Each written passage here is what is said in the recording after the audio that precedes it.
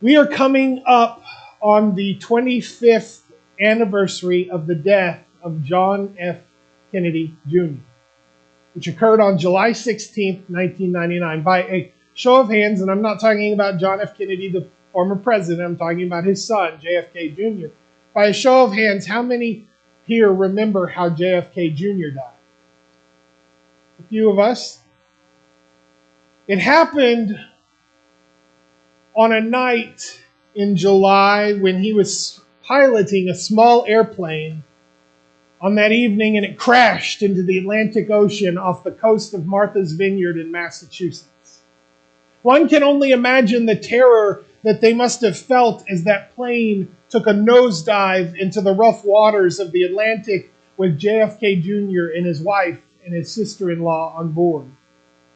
The National Transportation Safety Board concluded after an investigation that the crash was caused by, and I quote, the pilot's failure to maintain control of his airplane during a descent over water at night, which was a result of spatial disorientation. Now, what that means, in other words, JFK Jr. lost the ability to tell the difference between what was up and what was down. The cause of his disorientation was hazy conditions which existed on the night of the fatal crash, coupled with the fact that he was insufficiently trained to fly using his instrument panel.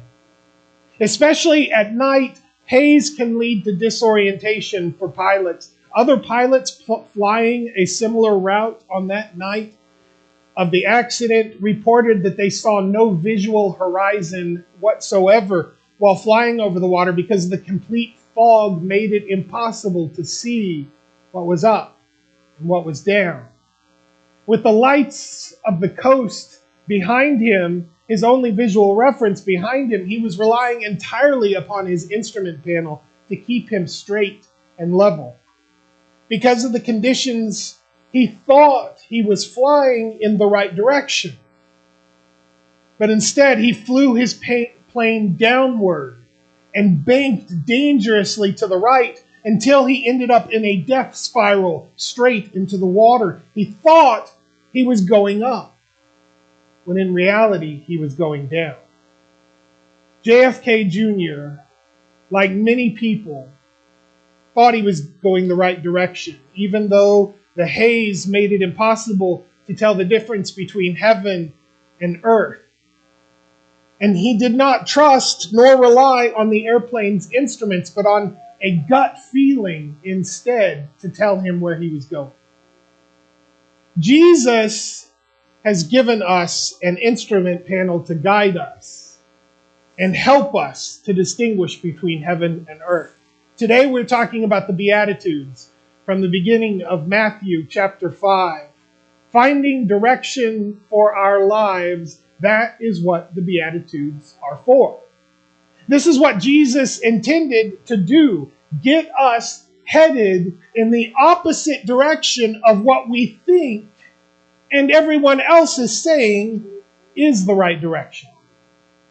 The Beatitudes help us to remember that we are headed for another world and the rules are entirely different. We cannot rely on our gut feeling about what is right or wrong, up or down. We need to believe in the instrument panel we have been given to guide us as we live in another kingdom, the kingdom of heaven. This is our third week as we dive deeper into Rabbi Jesus' teachings from the Gospel according to Matthew. And this week, we head into the Sermon on the Mount. And before we begin with the Beatitudes, I would like to briefly discuss the importance of these 3 chapters from Matthew that make up this ground-shaking teaching. We had read for us a few minutes ago the events that led up to this moment. Jesus had been traveling all over Galilee, teaching and preaching and healing, and as a result, he had begun to attract great crowds of people following him. Now picture the scene. Jesus, seeing the crowds, goes up on a mountainside. He sits down, assuming a position of authority, and his disciples come to him. As he gazes out on the crowds, he begins to teach them. The Sermon on the Mount is one of the most significant teachings in the entire New Testament. It is often seen as the epitome of Jesus' ethical teachings, offering a radical vision of what it means to live under the reign of God. Delivered early in Jesus' ministry, this sermon encapsulates the core of his message about the kingdom of heaven. It spans 3 chapters in the Gospel of Matthew, chapters 5 through 7, and covers a wide range of topics from the Beatitudes to the Lord's Prayer, and addresses issues of anger, lust, divorce, oaths, retaliation, love for enemies, giving to the needy, prayer, fasting, and anxiety. That's a lot. Can you guys imagine me going through one sermon and trying to cover all of that? But this is Jesus. The setting of the Sermon on the Mount is crucial to understanding its importance. Mountains in biblical times were often seen as places of divine revelation. Think of Moses receiving the 10 Commandments on Mount Sinai. By choosing a mountainside to deliver his sermon, Jesus is positioning himself as a new Moses, bringing a new covenant and a new law for his followers. This imagery would not have been lost on Matthew's Jewish audience when reading this either, would have been well versed in the story of their ancestors. Jesus sits down to teach, which was a customary posture for rabbis when instructing their disciples. This act of sitting signifies that what is to follow is authoritative teaching, demanding the attention and obedience of his followers. And the fact that his disciples come to him indicates that his teaching is directed primarily at those who are committed to following him, although there is a wider crowd listening in to what he has to say. The Sermon on the Mount is not just a collection of ethical teachings, it is a manifesto of the kingdom of heaven. Jesus is laying out the values and principles that characterize life in God's kingdom. These values are often countercultural and stand in stark contrast to the values of the world. The Beatitudes, which open the sermon, set the tone for everything that follows. They describe the character and values of those who belong to the kingdom of heaven. This sermon is crucial because it challenges us to reevaluate our understanding of success, happiness, and what it means to live a good life. The world's standards often revolve around power, wealth, and status, but Jesus turns these standards upside down. He pronounces blessings on those whom the world often overlooks or despises. He calls us to live in a way that reflects the values of God's kingdom, not the values of the world. The structure of the Sermon on the Mount is also worth noting. It begins with the Beatitudes, which describe the character of those who belong to the kingdom of heaven. It then moves on to address how these kingdom values play out in various aspects of our lives. Jesus challenges his followers to a higher standard of righteousness, one that surpasses the external adherence to the law practiced by the Pharisees and scribes. He calls for a righteousness that comes from the heart, motivated by love of God and neighbor. The Sermon on the Mount is foundational to Christian discipleship. It provides a blueprint for how to live as citizens of the kingdom of heaven. Now, as we study the Beatitudes and the rest of the sermon, we are invited to reorient our lives around the values of God's kingdom, to embrace a way of living that seems upside down to the world, but is right way up according to God's perspective. That is the challenge and the invitation that Jesus extends to each of us today. Now, I want to do this a little different this week. If you would indulge me, we're going to jump into chapter 5 of Matthew in verse 1, and I will read verses 1 and 2, and then I would ask you to join me in reading the Beatitudes, beginning in verse 3 from the screen behind me. I will start, and where it says, all, please join in. Now, when Jesus saw the crowds, he went up on a mountainside and sat down. His disciples came to him, and he began to teach them. He said, now please join me. Blessed are the poor in spirit, for theirs is the kingdom of heaven.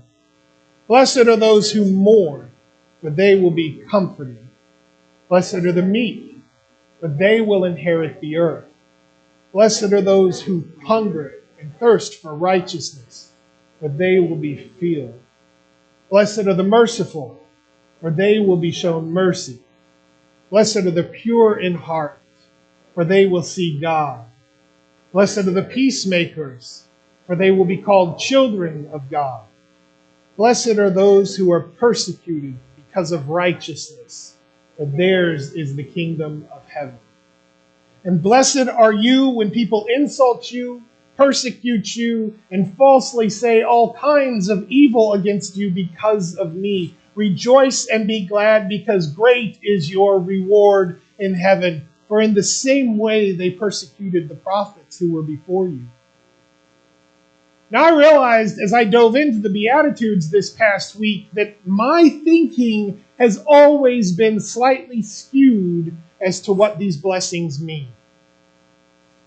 Without even recognizing I was doing so, I had been adding my words to Jesus' words, my meaning on top of Jesus' meaning. I read them like this: Blessed will be the poor in spirit, for they will receive the kingdom of heaven. Blessed will be those who mourn, for they will be comforted. Blessed will be the meek, for they will inherit the earth. Blessed will be, not blessed are. For in my mind, I had Jesus looking down upon us, the great multitudes, speaking and assuring us that everything will work out in the end. But that's not what he said, is it? And that's not what he meant. And I limited Jesus because of my short-sightedness. I had difficulty accepting that when I mourned, when I was poor, when I was persecuted, then I was also blessed. To be blessed in the way Jesus said these people were blessed means to have a deep spiritual joy and satisfaction that lasts regardless of our conditions, that carries you through pain and sorrow, loss and grief. How could I be blessed when I cried? How could I be blessed when I hurt so deeply it felt like a chasm opened up in my chest where someone had taken my heart out and taken it with them? And they left me. How could I be blessed when I was flat on my back in the darkness and I saw no light? Jesus sat on that mountaintop and he gazed out at the multitudes, and I believe he felt their pain. He knew their anguish and their struggles, but he mused to his disciples, "Blessed are they now." Blessed are they because they who fit these descriptions have not only a hope for the future, but a grip on the present, an understanding of life and of God that is lost on so many people in this world. When I was in high school, I wanted to go to Rice University so badly.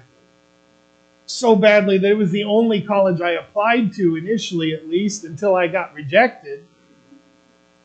I completed my application, wrote my essay, ordered my transcript, rounded up my sealed recommendation letters, had everything in line. And one teacher gave me a copy of a recommendation letter she'd written to me for me to read. I did not know why at the time, though I think I do now. In it, she wrote that I reminded her of the line from Thornton Wilder's play Our Town, where he writes, "Only the saints and poets understand life while they live it." I wasn't a saint, so I assumed she was lumping me in with the poets. Nonetheless, it was a phenomenal thing for a 17-year-old to read such a thing written about him. Because even before I knew the gospel and the love of Jesus Christ, I had some peculiar views of the world. Views that did not always jive with those of my peers, and I often felt outcast and lost. But this woman This woman said, I had an underlying view of life that was full of comprehension, and I felt joy for that. Now let me ask you, if Jesus Christ, the Messiah and Son of God, came up to you and said to you, you get it, and that you understand life in a fully unique way that reflects our Heavenly Father's divine and perfect view of life, how would you feel? Wouldn't you feel joy? Wouldn't you be blessed? Because in pronouncing the Beatitudes, Jesus was saying just that. He looked out upon the multitudes and he told his disciples, some of these people truly, truly get it. Some of these people already understand the secret to the kingdom of heaven, and you can have it too. Understand this. Jesus was not necessarily saying, this is who we should be. In actuality, Jesus was saying, blessed are those who are these things today. Further, these statements are not a recognition of the way life is corrupted by the sinfulness of man, the way the sinful world exists today. No, mourners often go uncomforted, don't they? The meek don't inherit the earth, and those who long for justice are often left unsatisfied. These ways of being, of living life, represent an upside downness to the world man has known for so long. What Jesus is saying is that in the kingdom of heaven, this is the right way up. God corrects the mistakes of men. God's ways are different from our own. And these people who are described here, the meek, the mourners, the poor in spirit, they find a home in the kingdom come. They understand life, but not the life of sinful men. They understand life in a way that aligns with the character and truth of God. We should strive to make these characterizations and values of the right spirit ours. But Jesus is not giving an exposition on what should be, rather the glory of what is. That the people who have been kicked around have found their home here in the kingdom of God. Let's examine each beatitude, each characteristic in turn, and how they should mold our lives. Blessed are the poor in spirit, for theirs is the kingdom of heaven. I think the simplest way to start with this beatitude is to say that the opposite of being poor in spirit is having a spirit that is full of self. This characteristic has nothing whatsoever to do with material wealth, either having material wealth or not having material wealth. And remember, this is a characteristic that is to be celebrated and full of joy over. The person who is poor in spirit acknowledges their utter helplessness before God, their spiritual poverty, and their spiritual need. It is the ultimate in humility, and it is honesty with ourselves. It is approaching life with appreciation, not as though life owes you anything, but accepting that you owe life. Blessed are those who mourn, for they will be comforted. Mourning is sorrow, a desperate, helpless sorrow. It is a deep sorrow for the brokenness in the world and in our own lives. It is a brokenness of self that comes from seeing Christ on the cross and realizing that it is our sins that put him there. Those who mourn are blessed because God promises comfort.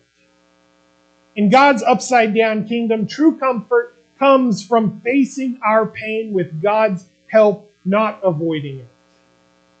It comes with a fullness of joy, a sense of God's presence, a sense of his sovereignty, and a sense of his working all things out for the good of those who love him.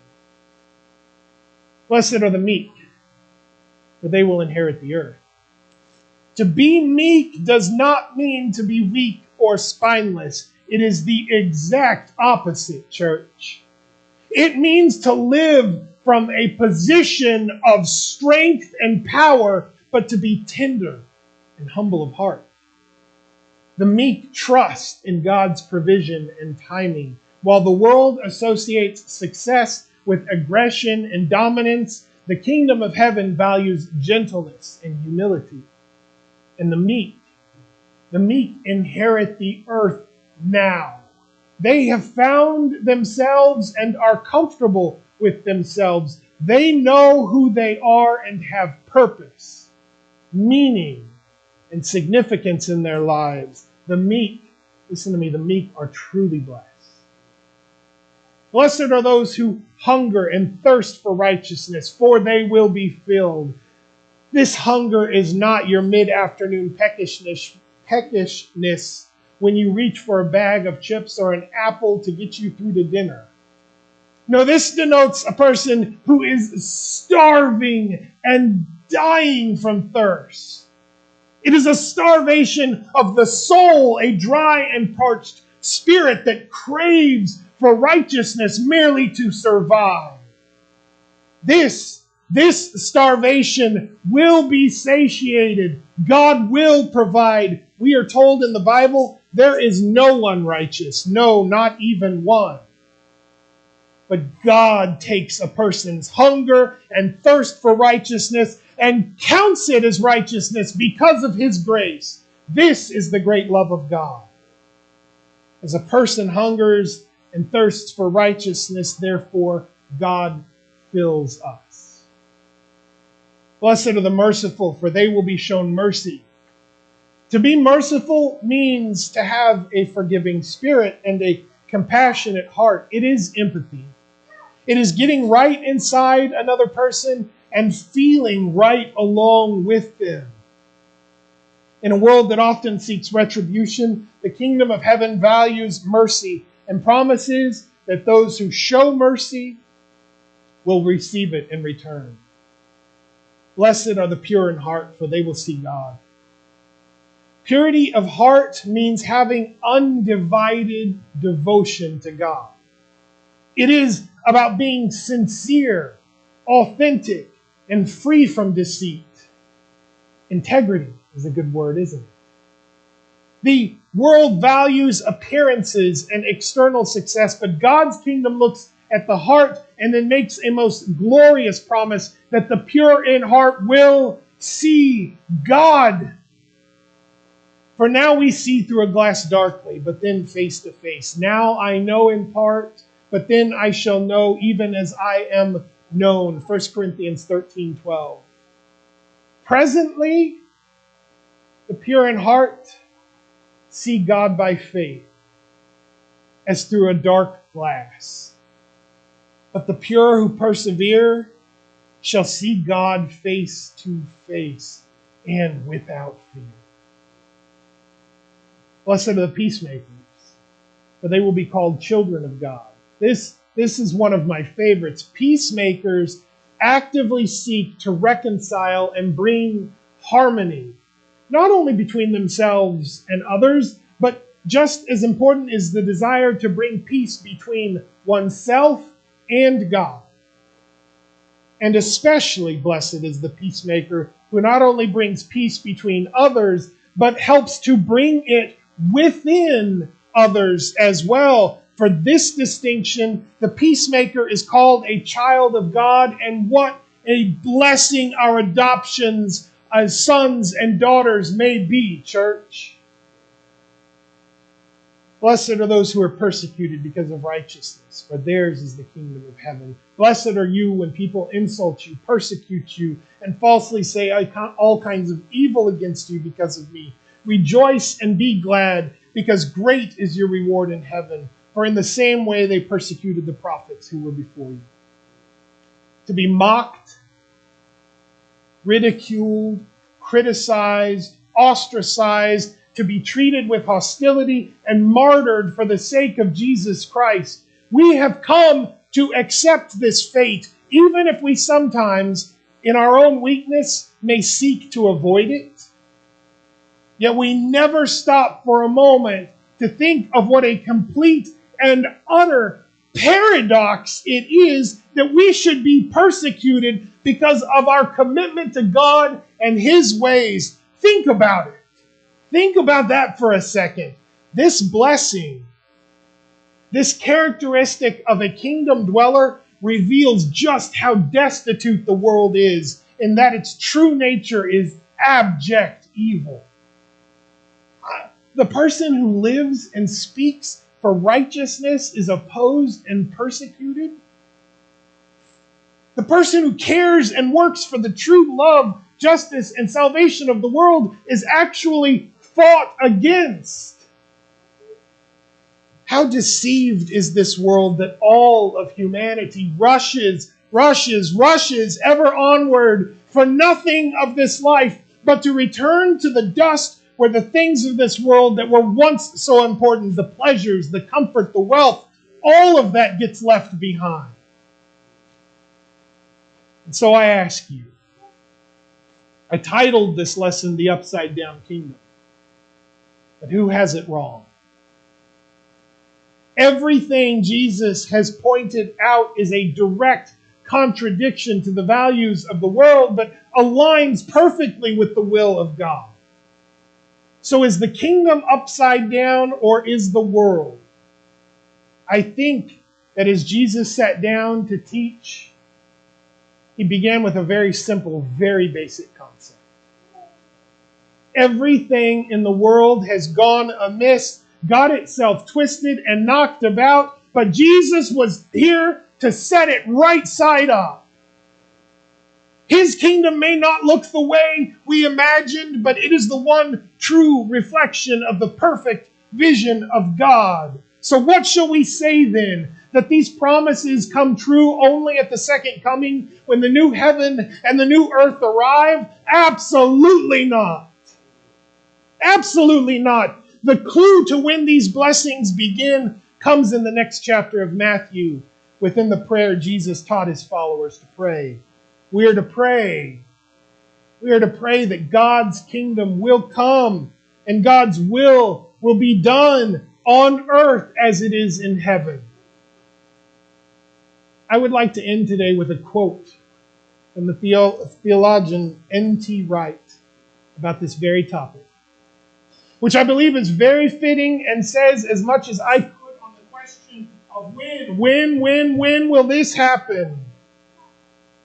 Wright says this: the life of heaven, the life of the realm where God is already king, is to become the life of the world, transforming the present earth into the place of beauty and delight that God always intended. And those who follow Jesus, listen to this, those who follow Jesus are to begin to live by this rule here and now. We're not waiting for the future. That's the point of the Sermon on the Mount and these Beatitudes in particular.